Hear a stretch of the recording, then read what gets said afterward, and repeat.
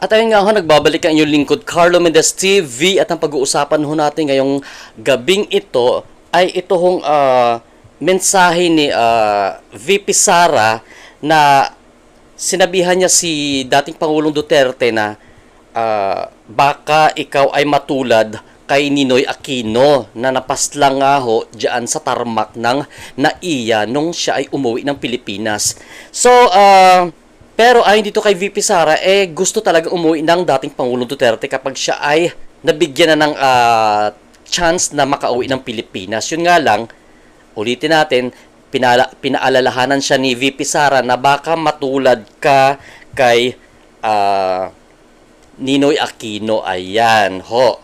Pero ang sagot ng Malacanang sa katauhan ng Presidential Communication Office na si Claire Castro, wala daw siyang maalala na ikinumpara ni dating Pangulong Duterte ang sarili niya kay Ninoy Aquino, kundi kay Hitler. Aba. Baka naman na misheard ito ni Attorney Claire Castro, no, ang sinasabi ni VP Sara. Pero ang pagkaka-analyze ko sa sinabi ni VP Sara, ang ibig sabihin ni VP Sara na sinabihan niya ang tatay niya na baka posibleng matulad ka kay Ninoy Aquino pag ikaw ay umuwi ng Pilipinas, yung na-assassinate nga itong si Ninoy Aquino. Hindi niya sinasabi na kapareho sila ng attitude or mga achievement. Kasi ang sagot ni Attorney Claire Castro wala daw di umanong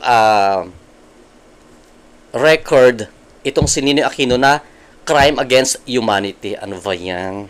Pakinggan po natin ang sinasabi na ito ni VP Sara dyan sa Hague, Netherlands. Yan sa paulit-ulit niyang sinasabi, kailan mo ako mapalabas dito dahil darating ang eleksyon, mag-mayor pa ako ng syudad ng Davao. Gusto niyang umuwi. Sinabi ko din sa kanya yon pa.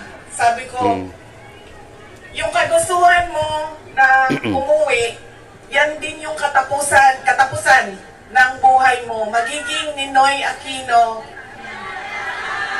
Junior ka.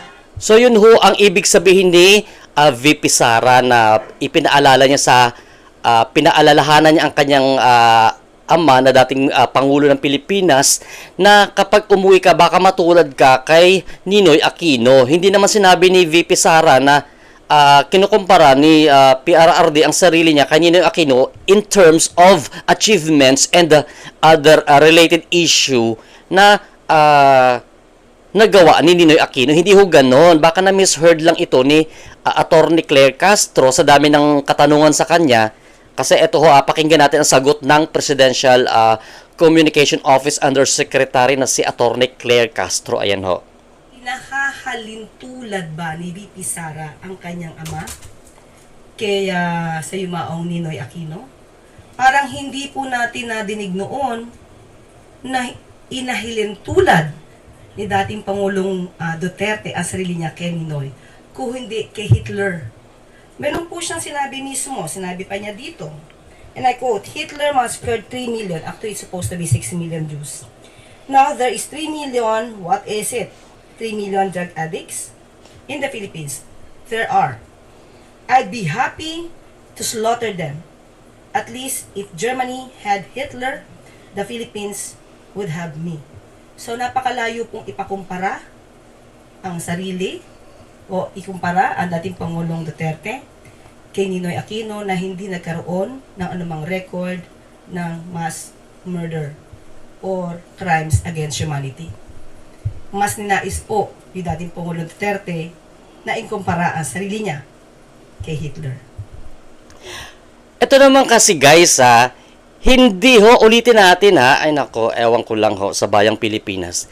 Hindi ho ikinukumpara ni Pangulong Duterte, ayon sa aking pagkakaanalisa, yung sinabi na natin nung una, kanina lang, hindi niya kinukumpara ang sarili niya kay Ninoy Aquino in terms of achievements, in terms of other related issue in line sa katauhan ni Ninoy Aquino. Ang sinasabi ni Vice President Sara Duterte na baka matulad ka kay Ninoy Aquino, pag umuwi ka ng Pilipinas, ang ibig sabihin, baka ma-assassinate. O, diretsahin na kasi, baka ma-assassinate ka, matulad ka.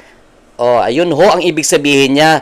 Attorney Claire Castro naman, hindi naman sinabi na nagiging hinahambing ni VP Sara ito si dating Pangulong Duterte kay Ninoy Aquino. Ayan. Ano ba? At isa pa ho, itong sinabi ni Kitty Duterte doon sa Davao na wag na daw nating patulan. Wag na daw natin silang patulan.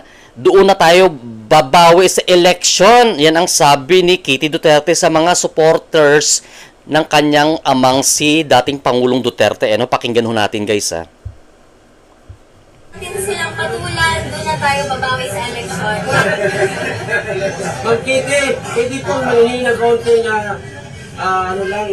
speech lang para po sa mga kababayan natin. So, yun sa mga kababayan ko, yun nga patuloy lang yung pagdasal natin. Huwag natin kalimutan kumain at matulog. Pahinga tayo, tapos Correct.